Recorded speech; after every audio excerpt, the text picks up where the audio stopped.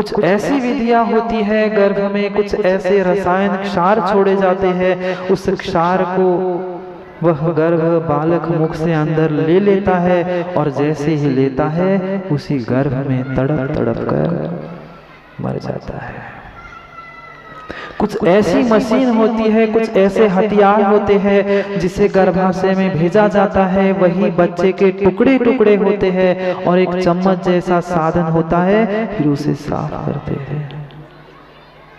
थोड़ी सी भी दया नहीं आ रही माताओं? थोड़ी सी भी अगर करुणा हो, थोड़ी सी भी करुणा हो, अगर जीवन में कभी भूल हुई हो तो आचार्य भगवंतों से प्रायश्चित ले लेना, और नहीं हुई हो तो आगे के लिए संकल्प कर लेना इस पंचकल्याणक की वेदी पर कि आज से हम कृतकारिता नमोदना से गर्भपात करने का त्याग करते हैं। कितने लोग हैं? कितने लोग हैं? कम से कम इतना तो संकल्प पुरुष लोग नहीं करा सकते क्या? कराना उनको है, पर कृतकारित अनुमोदना से इतना ही त्याग कर लो, बहुत अच्छा है। आप शादी विवाह करो ही मत। अगर करना ही है तो परिवार नियोजन नहीं, अपनी वासनाओं का नियोजन करना, अपनी वासनाओं का नियोजन करना, विश्वास मानना। एक एक संतान को जन्म देने से हमसे आप लोग बहुत अच्छे से जानते होंगे, प्रसन्न नहीं जानते क्या? एक संतान को जन्म देने से पहले कितनी बार पाप करते हो, तब जाकर एक बार संतान का जन्म होता है। एक बार पाप करते समय 9 कोटि जीवों की हिंसा होती है एक क्षण में। वो तो हिंसा की ही, गर्भ आया तो भी हमने गर्भ को गिराने का पूरा प्रयास किया। क्यों? अपनी वासनाओं को, अपनी दृष्टि को, अपने परिणामों को नहीं संभल पाए। दूसरों के चित्र, दूसरों को चेहरे को देखकर अपने चारित्र से भ्रष्ट हो गए। समझो, समझो, संभालो अपने आप को भी और आने वाली समाज को भी। संतान नहीं है, पुत्र पुत्रियां नहीं है तो आगे समाज और धर्म कैसे बढ़ेगा? कर लो, हाथ खड़ा करो नहीं करो, पर भीतर बैठे बैठे आज इस गर्भ कल्याण के दिन पंच कल्याण की इस वेदी के सामने प्रत्येक व्यक्ति कायोसर कर लो कि महाराज जी आज से हम कृतकारित और अनुमोदना से कभी भी गर्भपात नहीं करेंगे। कर लो महाराज जी, अब तो हमारा सब कुछ हो गया। नहीं, आपका तो हुआ, पर मां घर परिवार तो है। हम क्यों किसी के पाप की अनुमोदना करें? इतना तो कर ही सकते हैं, इतना तो कर ही सकते हैं। कर लिया सबने का असर। कर लो, बगल वाले को पता नहीं भी चले, पर अपने आप को पता चले। ना मुझे बताओ ना किसी और को बताओ, पर स्वयं में निर्णय कर लो कि हमें किसी भी प्रकार से कृतकारित अनुमोदना से गर्भपात नहीं करना है। क्या आप लोग चाहते हो आपका घर, आपका परिवार, आपका कुल आजीवन सूतक में रहे? कितने लोग चाहते हैं? कितने लोग चाहते हैं कि हमारा कुल परिवार घर आजीवन सूतक में रहे? कोई नहीं चाहता ना। फिर कर लो निर्णय, कर लो निर्णय। यहाँ बैठे हुए 5, 50, 100, 50, 5 लोग भी विनोद भाई अगर तैयार हो गए तो विश्वास मानना सौधर्म जी आपके लाखों करोड़ों खर्च किए सार्थक हो जाएंगे, क्योंकि 5-50 परिवार, उतने बालक तो कम से कम बच गए। पैसों की, धन की कोई कीमत नहीं है त्रिलोक भाई, कोई कीमत नहीं है। आज पैसे है, कल पता नहीं, आज नहीं है कल पता नहीं कहां से आ जाएंगे। पर मन बनाने की बहुत ज्यादा जरूरत है, संस्कारों की जरूरत है। धन तो वह मिट्टी जैसा है, कभी आया कभी गया, पर संस्कार जीव के पास नहीं है तो कल्याण होने वाला नहीं है। अभी देख रहे थे, देखा ना आप लोगों ने क्या किया? उसने पूर्वाभिल ने क्या किया? किसी दूसरे को बदलने का प्रयास किया? नहीं किया। उसने अपनी दृष्टि बदल दी। छोटा सा, कितना छोटा सा, हंसी में टाल रहा था, कौवे का मांस कोई खाता है क्या? आप लोग खाते हो? बोलो ना, आप लोग खाते हो क्या? त्याग किया क्या? नहीं किया। जब तक बुद्धि पूर्वक त्याग नहीं किया है तब तक आश्रव जारी है। बुद्धि पूर्वक हमें एक एक वस्तु का त्याग करना होगा, संकल्प पूर्वक, तब उस पाप से बच सकते हैं। अन्यथा पाप से, आश्रव से, बंध से बचने वाले नहीं हैं। उसने तो कौवे का मांस नहीं खाने का नियम लिया था और प्राण चले गए, पर प्रण नहीं छोड़ा। ये थे संस्कार। इसी छोटे से नियम, छोटे से संस्कार को ही लेकर वह जीव क्रम से बढ़ते बढ़ते एक पर्याय में तीर्थंकर महावीर स्वामी भगवान बन गया। कौन था? कभी पूर्वाभिल था, कभी मिथ्या दृष्टि मारीची जीव था। माणिक दादा, वह मारीची स्वयं का कल्याण करके, चारित्र धारण करके, रत्नत्रय धारण करके वह भगवान बन गया ना। मारीची का पूर्वा का जीव भगवान बन गया। पर निर्मल जी, जो उन्होंने मिथ्या ज्ञान से प्रभावित होकर, मिथ्या दर्शन से प्रभावित होकर जितने जितने दर्शन बनाए थे, जितने जितने मत बनाए थे, भगवान तो भगवान बन गए, पर मिथ्या मत अभी भी इस धरा पर मौजूद है। अभी भी मौजूद है। वे तो अपना कल्याण करके चले गए, पर जितनों को बेचारे को भटका के गए, वे अभी भी भटक रहे हैं, तड़प रहे हैं, संसार में घूम रहे हैं। ऐसा ही होता है, ऐसा ही होता है माणिक दादा। वे कहने वाला समझदार होता है। ऐसे कहते हैं, ऐसा कहा जाता है कि एक समझदार शत्रु अच्छा है एक मूर्ख मित्र की अपेक्षा से। एक विश्वासहीन मित्र से एक विश्वास वाला शत्रु समझदार है। क्यों? हम जानते हैं वो शत्रु है, पर मित्र अपना है, विश्वास का है, और वो विश्वासघात करे,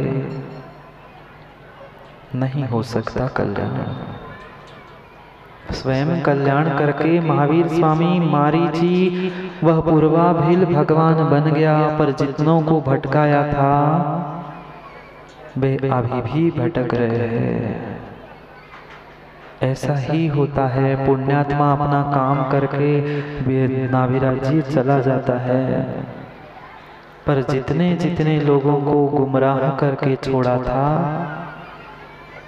किसी के विपरीत चारित्र से, कमजोर चारित्र से कभी भी समाज का, अन्य लोगों का अकल्याण नहीं होता, जितना कल्याण निर्मल जी मिथ्या ज्ञान और विपरीत व्याख्यान से होता है। चारित्र में गड़बड़ी है तो मात्र संतोष पंडित जी जीव स्वयं का कल्याण कर रहा है, पर ज्ञान में विपरीतता है, विपरीत व्याख्यान कर रहे हो, किसी को गुमराह कर रहे हो, वो आपको आदर्श मानकर अपना ज्ञान भी विपरीत कर लेता है। संसार को नहीं बदलना है, मां परिस्थिति नहीं बदलना है, हमें अपनी दृष्टि, अपनी मनस्थिति बदलनी है। विचार कर लो, कितने संस्कार हमने अपने आप को दिए और कितने संस्कार हमने आने वाली संतान को दिए। कहाँ समय है हमें संतान को समय देने के लिए? है क्या माताओं? सुबह उठे, बच्चों का टिफिन बनाया, उनको अपने स्कूल में भेज दिया, ऐसे स्कूलों में भेजा, ऐसे स्कूलों में भेजा, मात्र माता पिता का स्टैंडर्ड मेंटेन करने के लिए। कहाँ पढ़ता है आपका बेटा? अच्छा, मड़ावरा के स्कूल में पढ़ता है। अच्छा, हमारा बेटा कॉन्वेंट में पढ़ता है, पता है आपको? भले कॉन्वेंट का डीके उसको स्पेलिंग नहीं आता। हाँ, हमने आंखों से देखा, सत्य घटना बता रहा हूँ। उसे कॉन्वेंट का स्पेलिंग भी नहीं आता। सी से शुरू होता है कि के से शुरू होता है वो भी उसे नहीं पता। और बच्चा कहाँ पढ़ रहा है माँ? कॉन्वेंट में पढ़ रहा है। ना बेचारा घर का बचा, ना घाट का। यहाँ की ना संस्कृति, ना भाषा, ना शब्द समझ पाया, और वहां का ना बोल पाया, ना समझ पाया। सोचो किसके पीछे? मेरा बेटा कहाँ पढ़ता है? मेहरोनी के कॉन्वेंट में पढ़ता है। मडावरा में क्या पढ़ना, सामान्य स्कूल में क्या भेजना?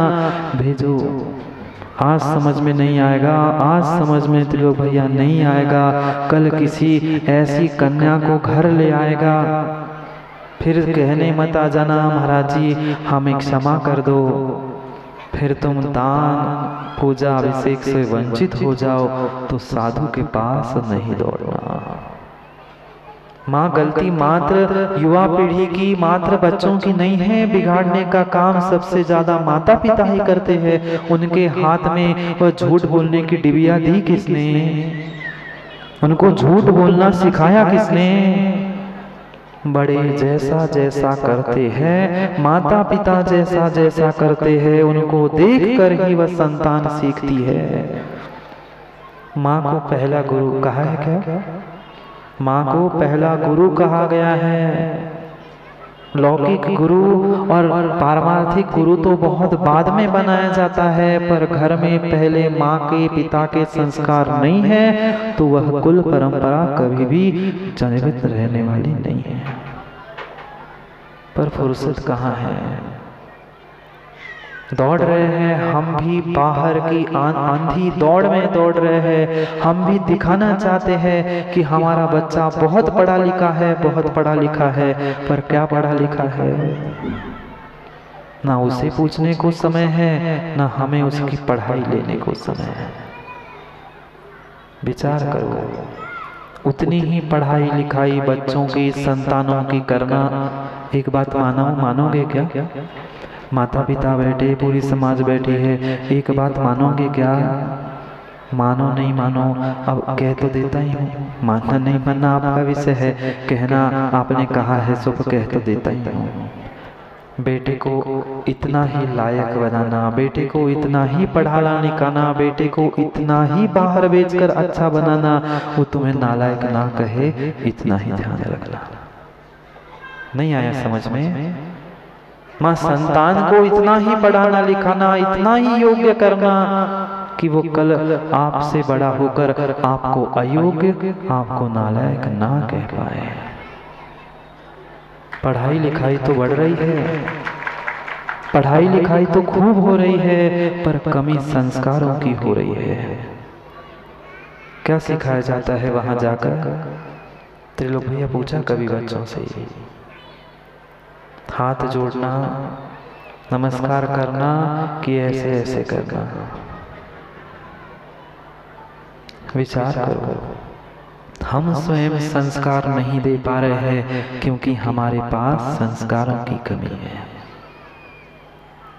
एक एक कन्या किसी के घर में संस्कारवान होती है तो अपने पिता के घर को भी और पति के घर को भी सम्मान दे सकती है, पर संस्कारित हो तो बहुत अच्छे से समझना, एक संस्कारित कन्या जिसके चक्कर में जीव आज भ्रूण हत्या कर रहे हैं, उसको अगर संस्कार नहीं दिए होते तो चंदन बाला जैसे, आज के वर्तमान के आरिकाओं जैसे कौन जन्म लेता?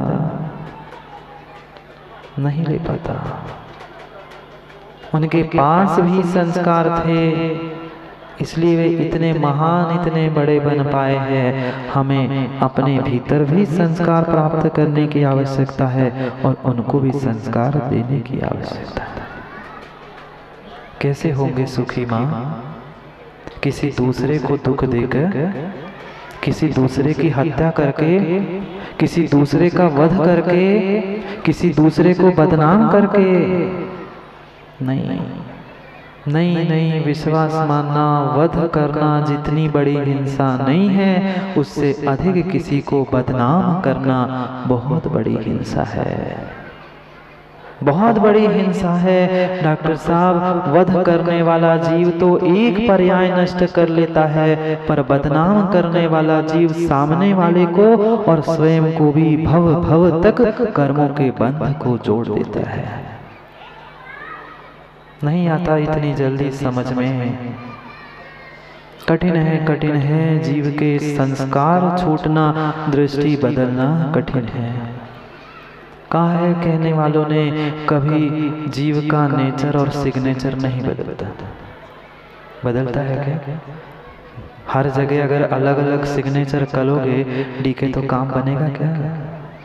नहीं, सिग्नेचर भी एक ही होनी पड़ती चाहिए है, पर नेचर, हम नेचर जहाँ जाते हैं वहाँ वैसे हो जाते हैं। गुरु के पास पहुँचते हैं तो वैसे बन जाते हैं, दुकान में पहुँचते तो और हमारा नेचर स्वभाव बदल जाता है। जैसे हर स्थानों पे सिग्नेचर एक होती है, ऐसे नेचर भी एक कर लो ना, स्वभाव भी एक सा कर लो ना, दृष्टि भी एक सी कर लो ना। दृष्टि क्यों नहीं अनेकांतमय कर रहे हैं?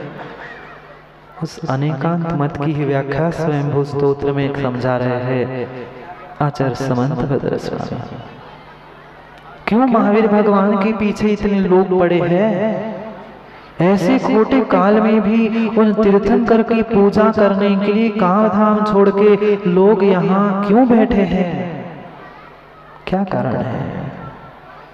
भगवान आपकी जो अमृतमयी अनेकांतमयी दृष्टि है, अनेकांतमयी वाणी है, उसको ही सुनने के लिए लोग यहाँ बैठे हैं। मुझे सुनने कोई नहीं आया, परम मुझे विश्वास है मानी दादा, मुझे सुनने कोई नहीं आया। ये आगम है, भगवान की वाणी है, उसे सुनने के लिए आया है। पुनः दो श्लोकों के द्वारा स्वामी समंत भद्र समझा रहे हैं कि आपके अंतरंग बहिरंग गुणों के साथ साथ आपकी वाणी भी कितनी अद्भुत है। आपने किसी को नहीं बदला। आपसे कोई कह गया कि नहीं ऐसा है, आपने कहा ठीक है। दूसरा आया, उसने कहा ऐसा नहीं ऐसा है, आपने उसको भी कहा ठीक है। जितने जीव आए उन सबको आपने ठीक है करके उत्तर दिया। क्यों? क्योंकि आपके पास सप्तभंगी था, अनेकांत दृष्टि थी। एक ही जीव एक समय में पिता भी पति भी सब कुछ होता है। ये आपकी अनेकांत वाणी नहीं समझा। आज जो किसी के गर्भ में बैठा जीव है, कल वह भगवान आत्मा भी बन सकता है, यह आपने ही समझाया।